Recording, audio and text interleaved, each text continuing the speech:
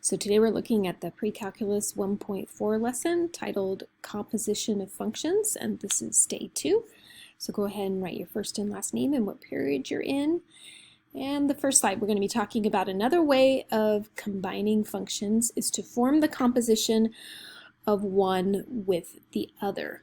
Okay, so notice the notation is slightly different. So if we start with two new functions, f of x being x squared and g of x being 3x minus 2, then the composition of f with g is going to look like this. So we've got an f of g of x. So we're going to take the 3x minus 2 and then we're going to square it. So we put the function inside of the other function, okay?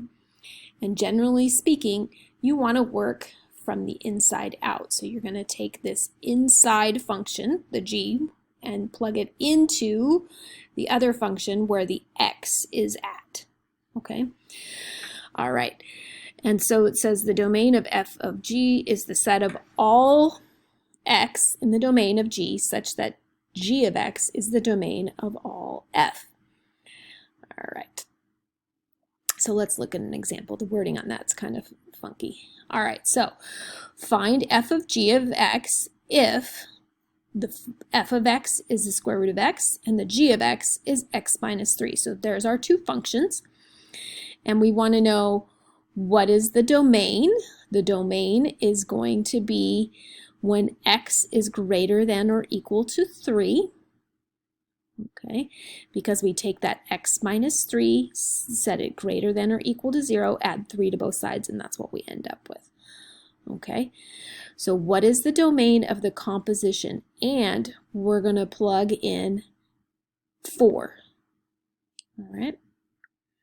We also need to plug in 2. So before we plug in 4 and before we plug in 2, let's plug in x and simplify it, okay? So we're going to start with the inside function, which is g, which is the x minus 3, and we're going to plug that x minus 3 into the other function where the x is at. So it ends up going under the radical. So we want the square root of x minus 3. And this is simplified with the x. So that's this answer right here. Now let's plug in a 4, then let's plug in a 2. So first we're going to plug in the 4, and there's an x right here. So we write 4 minus 3, which is 1, and the square root of 1 is 1. All right. Now let's plug in the 2. So 2 minus 3 is negative 1. And so we have the square root of negative 1. So you say no real solution. Some of you know that as I. Okay, square root of negative 1 would be I. All right, so we want to know,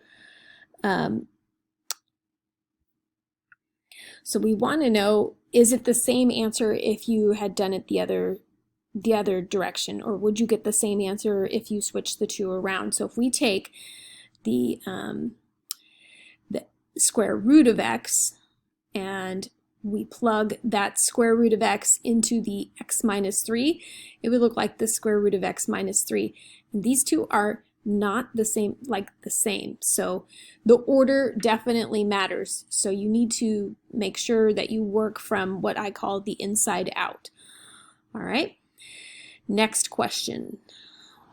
We want to compose or get the composition of f of g of x, and the function of x is 4x minus 9. And our g of x is x over 4 plus 9 over 4. Okay.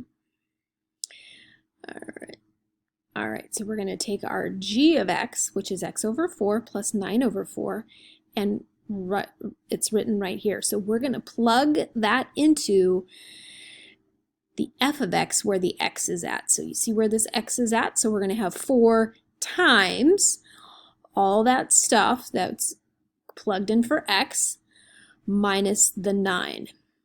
And this looks super complicated, but since we're multiplying by 4, these cancel, we're left with x. These cancel, and we're left with the plus 9. And then after the parentheses, we have the minus 9. So x plus 9 minus 9, this goes to 0, right? So it's just x, all right? Let's see if we can get the g of x. So now we're going to switch it around. And instead of plugging this one into this one, we're going to plug the f into the g where that x is at. Okay, so the f is 4x minus 9. That's going to get plugged in right here where this x is at. So it becomes 4x minus 9 over 4 plus 9 over 4. And again, it looks super complicated, but since all of our denominators, well, we can rewrite this as 4x over 4 minus 9 over 4, and all of our denominators are the same. So I'm going to multiply everything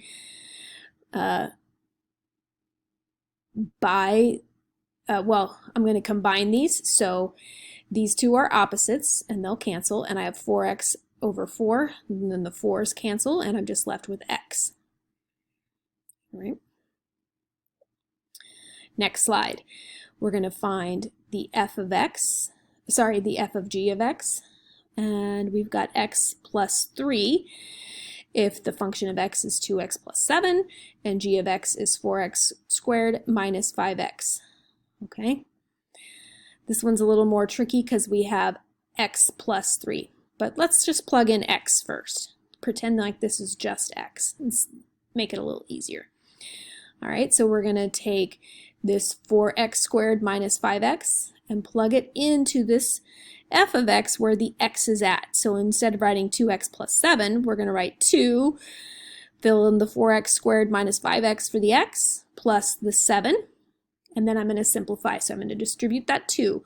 2 times 4x squared is 8x squared. 2 times negative 5x is negative 10x, and then the plus 7. All right. Now we want to plug in x plus 3 wherever we have the x. So we're going to plug it in here, and we're going to plug it in here. All right. So here's what that looks like. The x plus 3 gets multiplied by itself. So I'm going to FOIL x times x is x squared. We've got an outside of 3x and an inside of 3x, which combines to get the 6x. And then 3 times 3 is 9. Then I'm going to distribute this negative 10 here and here. So negative 10 times x is negative 10x, and negative 10 times 3 is negative 30. Bring down the plus 7. And now I can, oh no, I need to distribute again. So I'm going to take the x times the x squared to get the 8x squared, 8 times the 6x to get the 48x, 8 times the 9 to get the 72. And then, let's see, nothing to combine the negative 10x, but the negative 30 plus the 7 combine to get negative 23. And then I look for more simplifying, because this should be a trinomial. So let's see, 8x squared, that's the only x squared. And then I've got a 48x minus a 10x, so that's where the 38x comes from. And the 72 minus the 23, there's our 49. Okay. So a little more simplifying than normal, but not too bad.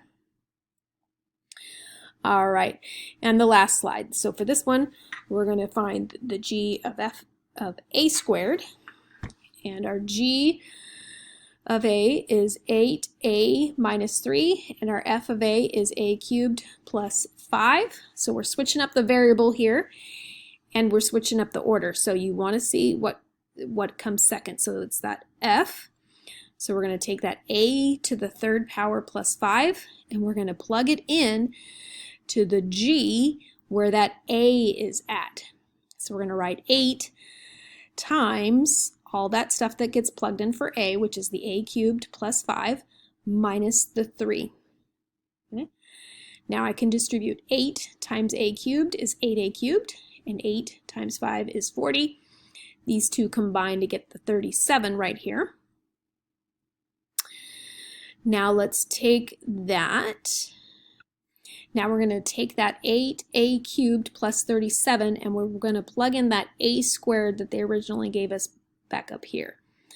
So where this a is at, we have to plug in a squared. So now we have a power to a power, and when you have a power to a power, you multiply. So 2 times 3, that's how we get the 6th power right there.